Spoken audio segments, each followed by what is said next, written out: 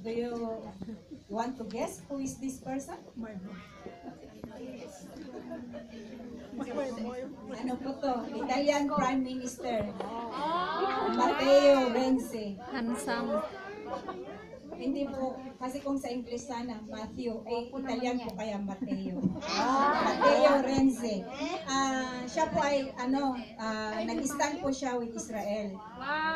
So, thank God na may additional na friend ang Israel. At pumunta siya sa Israel, 2 days niya doon, I think last week. At ito po ang sabi niya na, he said, Israel existed hundreds of years before. It exists despite the Holocaust, and it will continue to exist with the support of its friends in Europe and the world. Amen. At saka sabi po niya, explain, whoever boycotts Israel doesn't understand that he is boycotting himself. And doesn't understand that he is betraying his own future. Yun po ang sabi niya. Tapos sabi din niya na, he will never compromise when it comes to the future of Israel. At sabi niya na, your security is our security. He told Israeli lawmakers, peace for Jerusalem and peace for the whole world. Our faith is your faith. Yung faith po na kapalaran, F-A-T-E, hindi yung faith na pananampalataya. Together, we will build a more just world. Yun po ang sabi niya. So, salamat sa Prime Minister na ito at nagkaroon ng kaibigan ang Israel. Amen. So, yung nakita po natin ito ay picture noong 1939 po ito. Yan po ay mga Jewish children from Poland. Arrived in London, February 1939. Ito po ay dahil sa Nazi Germany, kaya ito ay nag-evacuate from Poland sa London. Doon po sila nag-settle in. At yan po ay itong matandang ito ay kasama po siya doon sa picture na nandoon sa 1939. Isa po siya doon. That was 75 years ago. Ngayon ay 95 years old na po siya. At siya po ay, siya po si George Weidenfeld. 18 years old lang po siya nung siya ay nag-evacuate from Austria to London. He was one of the countless other Jewish youth who were evacuated from Nazi-occupied countries and resettled in England through the help of Christians.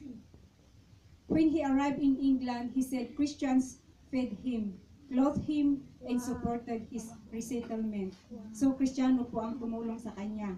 So, ngayon, during World War II po yun.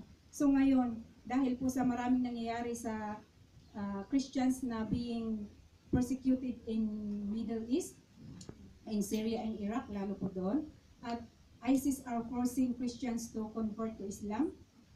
Itong Jewish man na po ito ay, he launched a new program to rescue persecuted Christians in the Middle East. Wow. And this program called the Weidenfeld Safe Havens Fund. At the goal of this program is to rescue 2,000 Christians from Syria and Iraq over the next 2 years.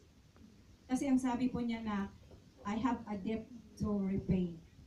Nung siya itinulungan ng Kristiyano, sabi po niya na, it's my turn to help the Christians.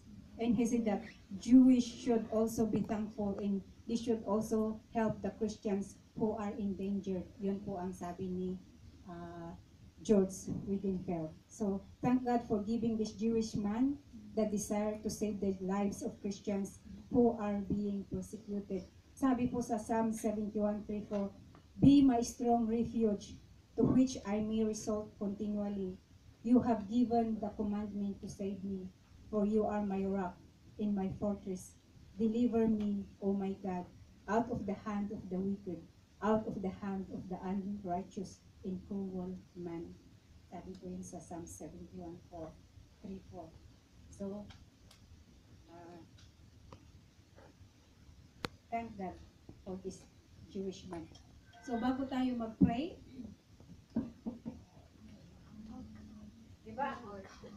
we will have konting Hebrew word para po magkaroon tayo ng konting kaalaman, kahit man lang konti.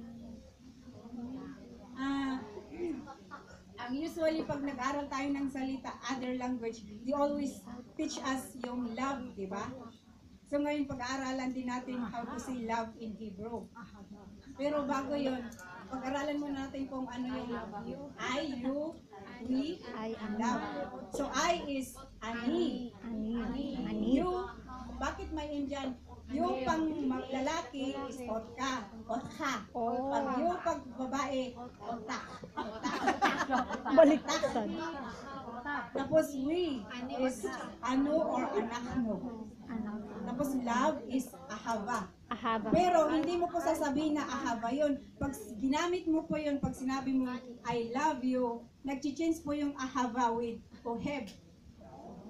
Oh. Then, oheb.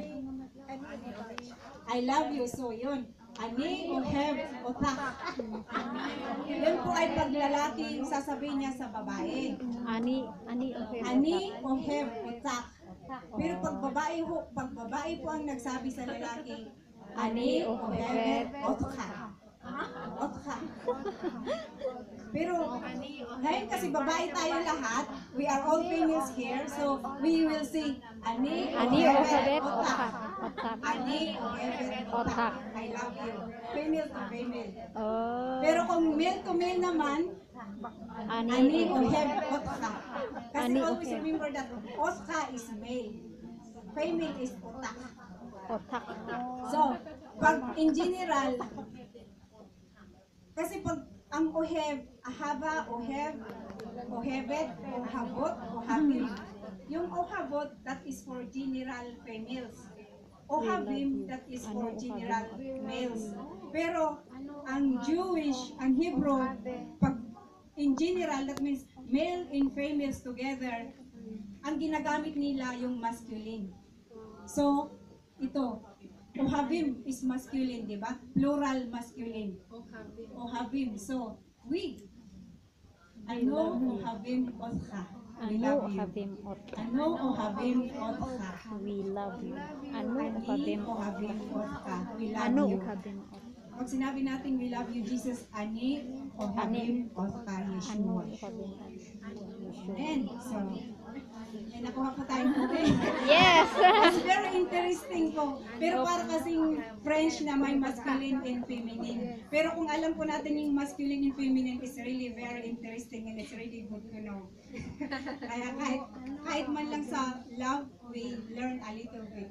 So pag nakita kayong katabi nyo, ane o hebet otak. Amen. So sa susunod ulit, dagdagan pa natin. So let's pray. Hallelujah.